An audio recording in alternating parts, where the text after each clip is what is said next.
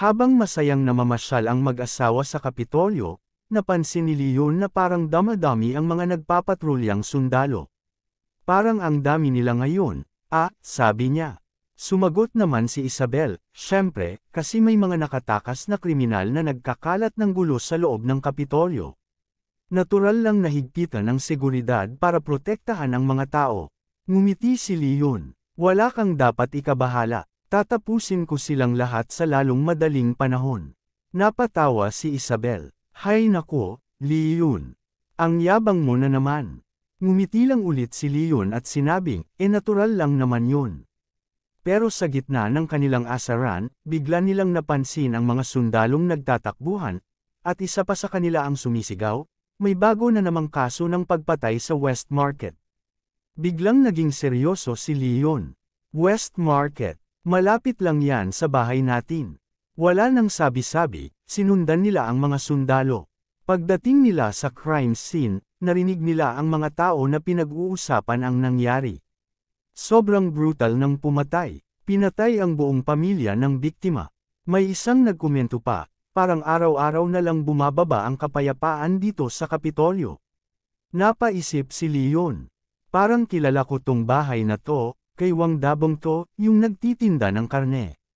Lagi pa nga niya akong dinadagdagan ng paninda. Mabait siyang tao. Kasunod nito ay napansin ni Isabel na seryoso na masyado ang asawa niya kaya agad niya itong binalaan. Huwag ka nang makisawsaw sa problemang di ka naman kasali, Leon. Masyadong delikado yan. Hayaan mo na ang Six Doors at ang Empress ang humawak niyan. Pinakalma naman siya ni Leon. Relax ka lang. Wala akong balak makisawsaw. Pero habang sinasabi niya iyon, bigla na lang may tumamang bato sa likod ng ulo niya. Lumingon siya, galit na galit. Sino na naman tong istorbo? Hindi lang masakit. Sinisira niyo pa ang lambingan namin. Pero nang makita niya kung sino ang bumato, nanlumo siya.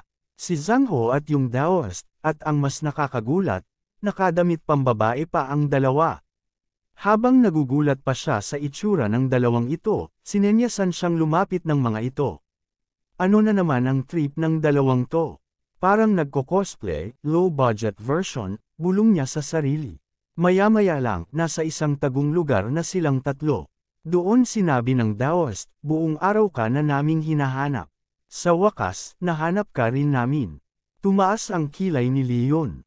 Bakit kayo tumakas? Sumagot si Zhang Ho, nang na-raid ang Wang family sa templong pinagtataguan namin.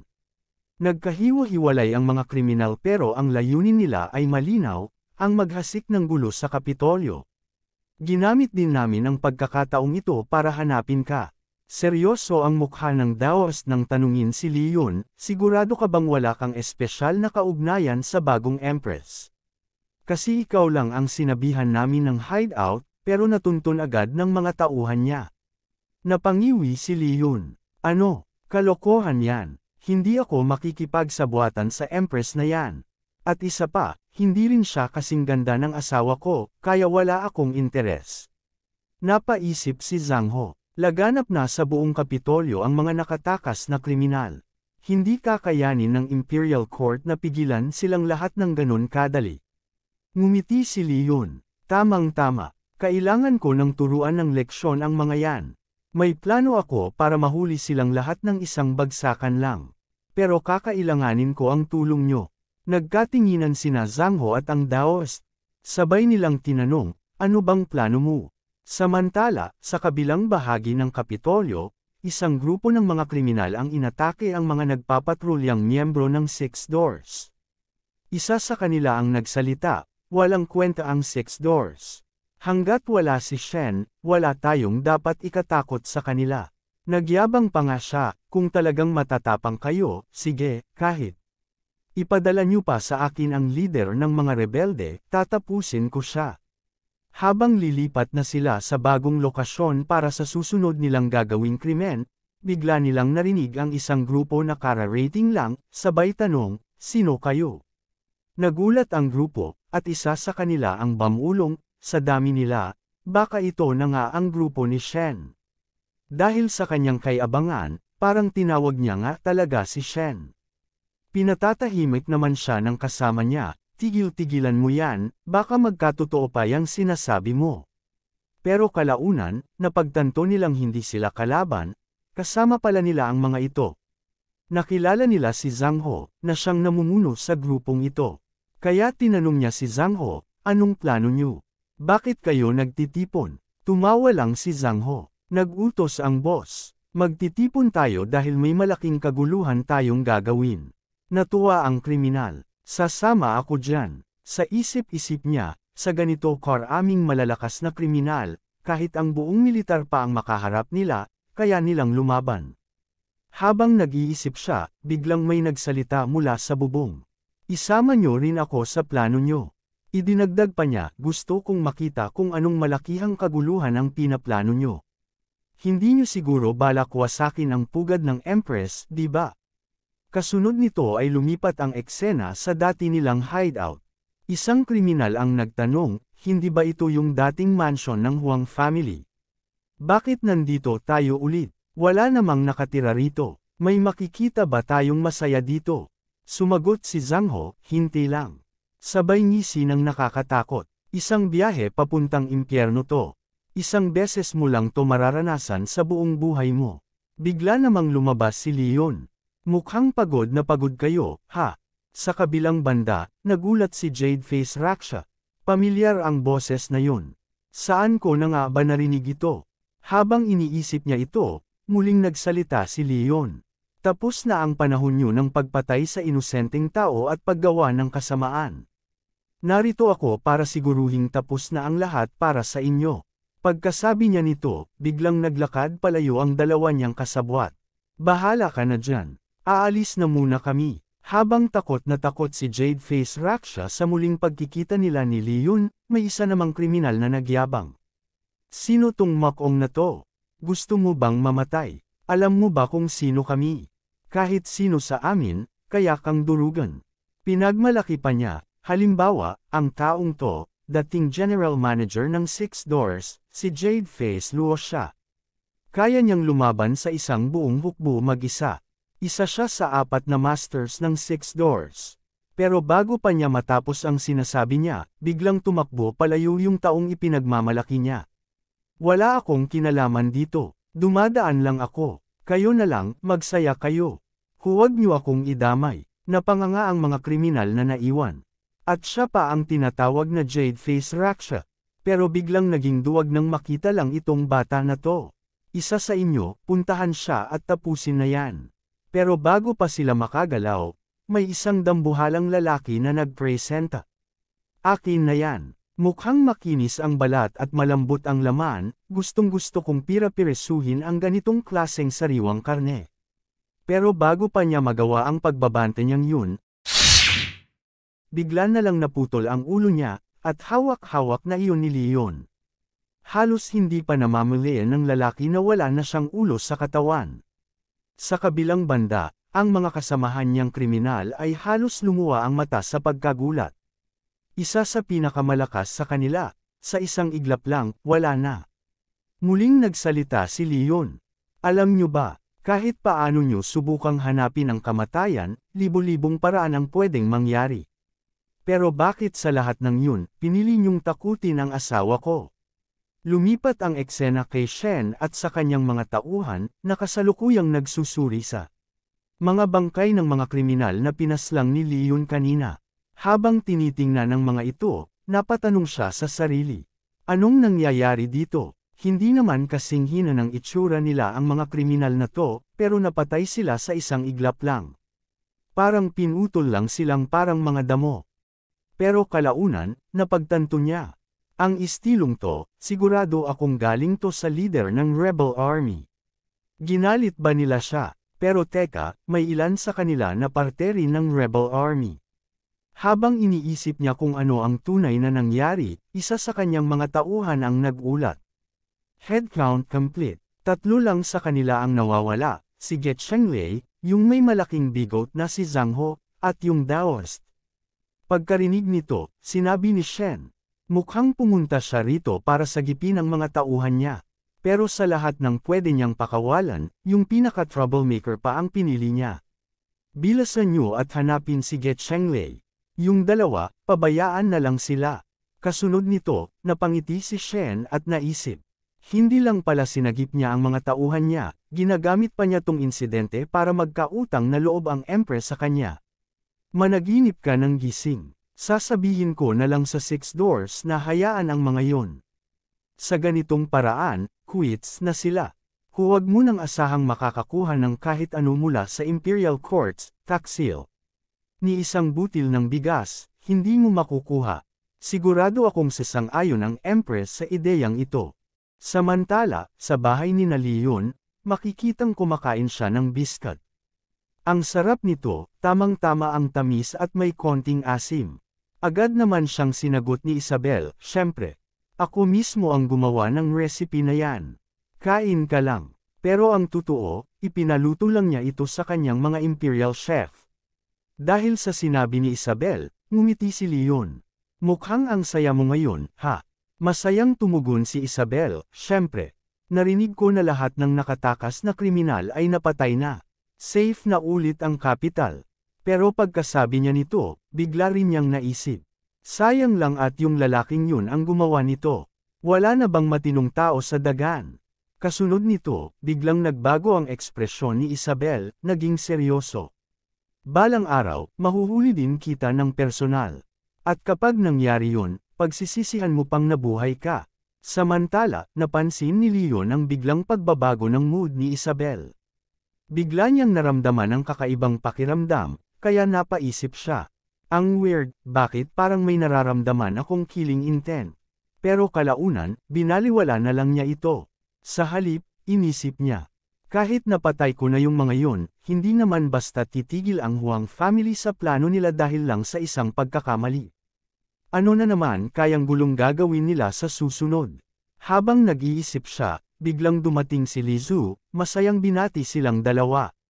"Mr. Landlord, Sister Isabel, andito na ako para makikain." Dahil sa sinabi niya, sinita siya ni Leon. "Wala ka na bang ibang alam gawin kundi makikain? Alam mo namang may tindahan sa labas na nagbebenta ng pastries, di ba?" Pero habang patuloy na isinusubo ang mga biscuit, sumagot si Lizu. Kasi naman, sobrang sarap magluto ni Sister Isabel. Hindi makakapantay ang mga tindahan sa labas. Sigurado akong kasing sarap to ng luto sa Imperial Kitchen." Sa sinabi niya, wala nang nagawa si Leon kundi magkomento. "Grabe ka talaga, certified foodie ka." Kasunod nito, bigla nilang narinig ang isang malakas na tunog. "Ano yun? Train ba yun?" tanong ni Leon. Sumagot si Lizu, "Oo, tunog nga ng tren yun." Pero ang weird. Ang tren lang naman na gumagawa ng ganyang kalakas na tunog ay kapag nasa full speed. Malapit na itong dumating sa dagan, kaya hindi na dapat bumibilis pa. Siguro test run lang yun, kaya hindi na dapat ulit gagawa pa iyon ng ingay. Sabay tawa siya, "Haha. Hindi naman siguro babangga iyon sa capital, di ba?" Sa kabilang banda, ang tren na naririnig nila ay mabilis na tumatakbo papunta sa Kapitolyo. At sa ibabaw nito, makikita ang dalawang pasimuno ng nalalapit na kaguluhan. Sa sandaling ito, sinabi ni Seihang, mula sa nakakamanhid na lamig ng snow plains hanggang sa isang mainit at preskong lugar na abot hanggang sa libu-libong milya, sa wakas, nandito na tayo. Tumingin siya kay Narain. "Tahimik ka masyado, Huwag mong sabihin na natatakot ka. Halika, pwede kang samandal sa dibdib ko."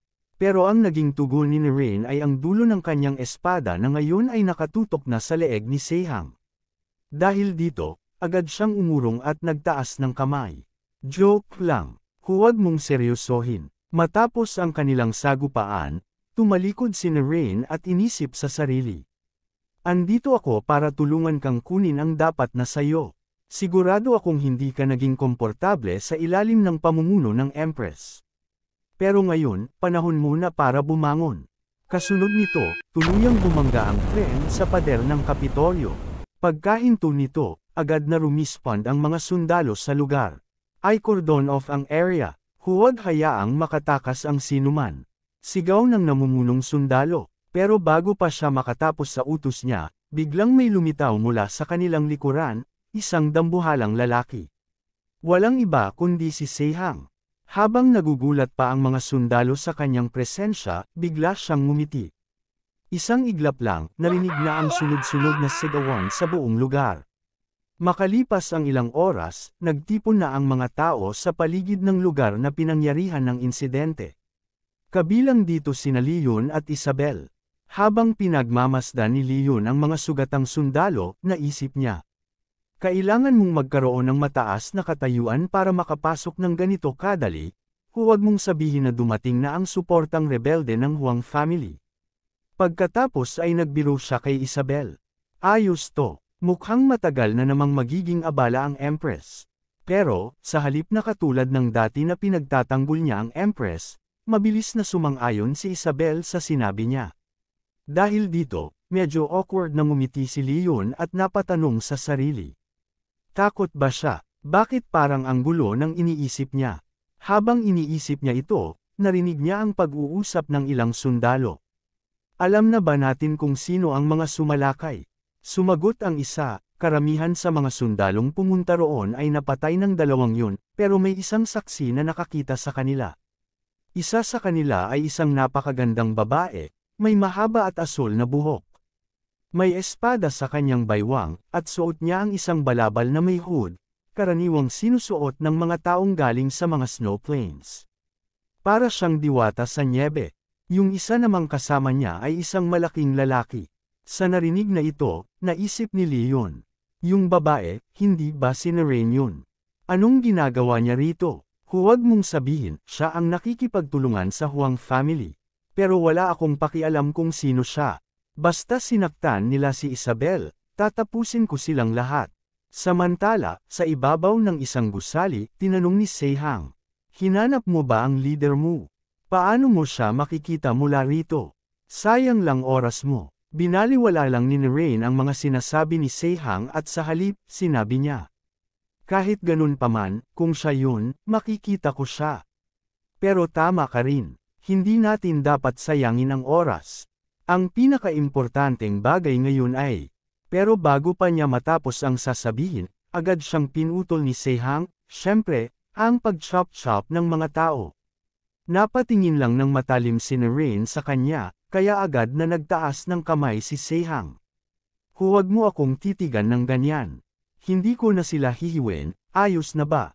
Pero sa sandaling iyon, tumalikod lang si Narain at sumagot. Hindi, tama ka. Kung may isang malakas na katulad mo na gumagawa ng gulo sa kapital, mabibigyan ako ng sapat na oras. Pagkarinig nito, nagtanong si Seihang, at saan ka naman pupunta? Agad siyang sumagot, sa Imperial Palace. Kakausapin ko ang bagong Empress. Dahil sa sagot niya, nag-aalalang nagtanong si Seihang. May sira ka ba sa ulo? Wala kang mapapala dyan. Matindi ang seguridad sa Imperial Palace. Kahit ikaw, mahihirapan kang makalabas ng hindi nasusugatan. Pero kalmado lang na ipinaliwanag ni Narain. Sa normal na sitwasyon, imposibleng ang makapasok ako. Pero ngayon, dahil sa kaguluhang idinudulot ng tren sa kapital, malaki ang magagamit nilang manpower para ayusin yon. At ang Huang family, nakatutok din sa problemang to. Hindi na ito kasing delikado katulad ng dati. Sa sinabi niyang ito, wala nang nagawa si Seihang kundi sumang-ayon. Mukhang sasama na lang ako sa iyo, at kung may dapat akong patayin, walang iba kundi yung lalaking yun mula sa Rebel Army. Saan kaya siya nagtatago? Kung matagtad ko kaya siya ng taga, malulungkot kaya si Narain. Pero sa huli, binaliwala na lang niya ang iniisip niya at sa halip, napagtanto niya. Teka, kung mapatay ko siya, hindi ba magkakaroon ako ng tsansa kay Narain? Rebel Army Leader, maghintay ka lang. Papunta na ako para tapusin ka. Abangan ang susunod na kabanata. Maraming salamat sa lahat ng mga nanood. Kung nagustuhan mo ang episode na ito, paki-like naman at mag-iwan ng heart sa comment section. Malaking tulong na yun para ma-boost ang video, at kung hindi ka pa nakasubscribe, pindutin mo na din ang subscribe, at idamay mo na rin ang notification bell para updated ka sa mga bagong kabanata ng series na ito. Salamat ng marami.